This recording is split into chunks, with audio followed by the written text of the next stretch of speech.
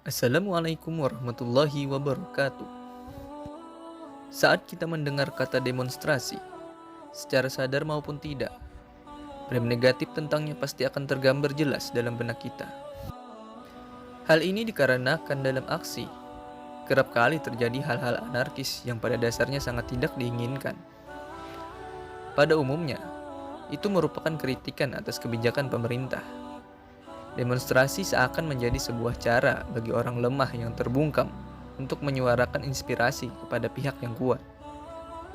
Bahkan demonstrasi dianggap sebagai salah satu cara paling efektif dalam menyuarakan kebenaran. Seakan sudah menjadi hal yang mendasar, yang dialami oleh manusia di penjuru dunia, termasuk juga di Indonesia. Kemacetan lalu lintas dan kerusakan menjadi sebagian ciri demo. Tak hanya itu, kerap kali diiringi dengan luapan emosi, kemarahan, keegoisan, bahkan mungkin dendam. Di Indonesia, ciri demo seperti ini tampak sejak terjadinya aksi yang digelar mahasiswa seluruh Indonesia saat menurunkan Presiden Soeharto pada 1998 lalu. Secara singkat, Islam membolehkan demonstrasi sepanjang tidak keluar dari koridor Al-Quran dan hadis. Namun, kalau kita perhatikan dalam surah An-Nahl ayat 125 yang berbunyi, "Serulah manusia kepada jalan Tuhanmu dengan hikmah dan pelajaran yang baik, dan bantahlah mereka dengan cara yang baik. Sesungguhnya Tuhanmu dialah yang lebih mengetahui tentang siapa yang tersesat dari jalannya, dan dialah yang lebih mengetahui orang-orang yang mendapat petunjuk." Dari ayat tersebut, jelas cara menyeru kepada jalan Tuhan kebenaran adalah dengan cara yang baik dan hikmah atau bijaksana. Begitu pula jika kita ingin membantah suatu kebijakan, maka tetap harus dilakukan dengan cara yang baik. Tidak hanya memberikan kesan yang mendalam pada sejarah Indonesia, aksi demo alias unjuk rasa dengan orang berjamaah juga tercatat sebagai sisi kelam sejarah Islam. Dalam sejarah Islam, aksi demonstrasi pertama kali ditunaikan oleh kubu pemberontak yang ingin menggulingkan khilafah yang sah, Khalifah Sayyidina Utsman bin Affan. Adapun dalang inti di balik aksi demonstrasi pertama tersebut ialah seorang Yahudi yang licik yang telah lama menebarkan virus kebencian di kalangan umat Islam waktu itu. Ketika Khalifah Utsman bin Affan memerintah, datang 1.000 orang memasuki Madinah. Rombongan orang yang diprovokasi oleh tokoh Yahudi, Abdullah bin Sabah, dan rombongannya masuk ke Madinah dengan alasan hendak pergi umrah. Dalam perjalanan ke kota Nabi, mereka berteriak agar Utsman memenuhi hak-hak rakyat dan melakukan perbaikan. Syekh Sultan bin Abdurrahman Al-Id menjelaskan, mereka pun menyerang Madinah dengan pedang-pedangnya, kemudian mengepung rumah khalifah. Mereka menyerukan agar Utsman bin Affan dicopot dari jabatannya alias dimakzulkan. Merespon fitnah para pendemo, Sayyidina Utsman bin Affan tetap pada pendiriannya yang tidak mau meninggalkan kekhalifahannya. Beliau teringat pesan Nabi Shallallahu Alaihi Wasallam yang sungguh telah diketahuinya bahwasanya nanti akan hadir fitnah yang menimpanya. Saat fitnah itu hadir, Rasulullah berwasiat supaya beliau tetap ada pada posisinya dan bersabar. Ialah hal yang mudah untuknya untuk menumpas habis para pendemo yang memberontak itu. Utsman mengatakan kepada mereka sebuah hadis Rasulullah Shallallahu Alaihi Wasallam, "Sesungguhnya Allah akan memakaikanmu sebuah pakaian.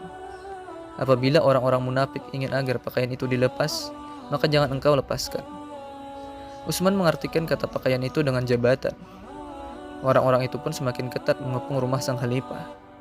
Sampai-sampai ketika beliau hendak pergi ke masjid, orang-orang itu ikut bersama beliau. Mereka memprovokasi Utsman saat berada di masjid. Ketika beliau sedang menyampaikan khutbah Jumat, mereka lempari Utsman dengan batu hingga membuat beliau jatuh pingsan. Utsman pun dibawa menuju rumahnya. Lalu mereka mengepung Utsman dan melarangnya untuk keluar rumah. Sahabat-sahabat Rasulullah SAW pun marah dan hendak membela beliau. Namun Utsman melarang mereka. Beliau khawatir terjadi pertumpahan darah di kota Madinah.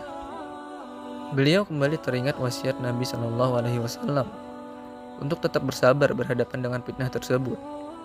Beliau pun telah mengetahui dirinya nanti akan dibunuh, seperti yang diberitahukan oleh Nabi Shallallahu Alaihi Wasallam semasa hidup. Utsman berkata kepada budak-budaknya, "Siapa yang menyarungkan pedangnya, maka dia merdeka." Mereka pun menyarungkan pedang-pedang mereka. Karena itulah yang diinginkan Utsman.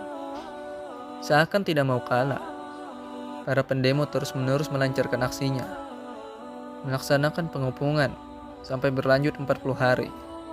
Sementara Sayyidina Utsman tetap bersabar, berpegang teguh pada pendiriannya yang tidak mau melawan dan tidak mau meninggalkan jabatannya. Ada beberapa pendapat tentang bagaimana kronologis peristiwa terbunuhnya Utsman bin Affan.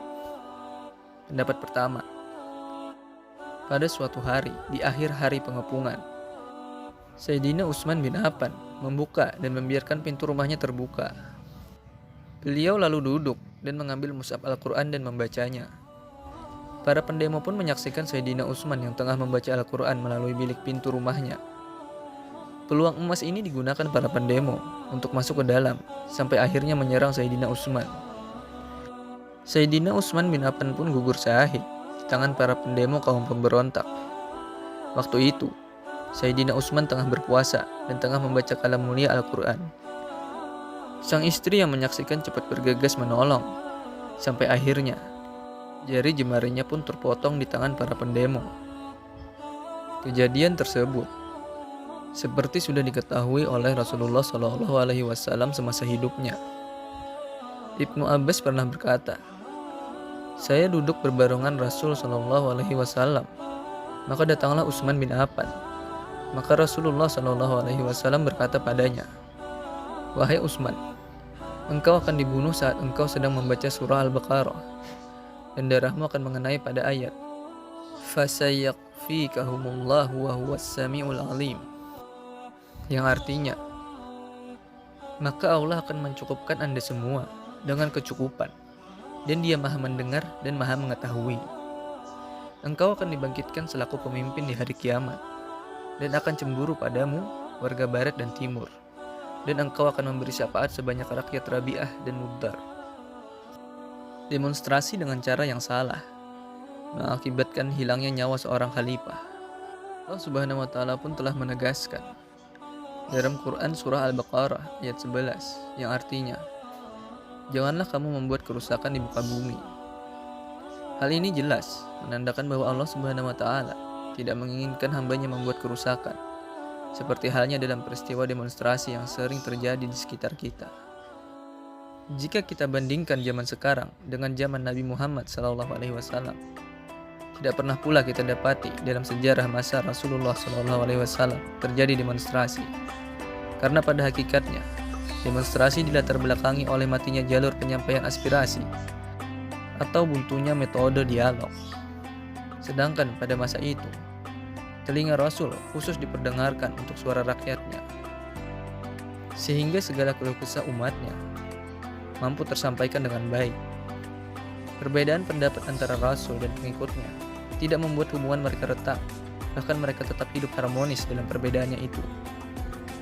Berdasarkan paparan di atas, maka selain demonstrasi, ternyata ada cara yang lebih baik dan berasaskan pada saling menghormati, yaitu dengan cara membuat tulisan-tulisan yang pastinya sangat bermanfaat bagi pembacanya.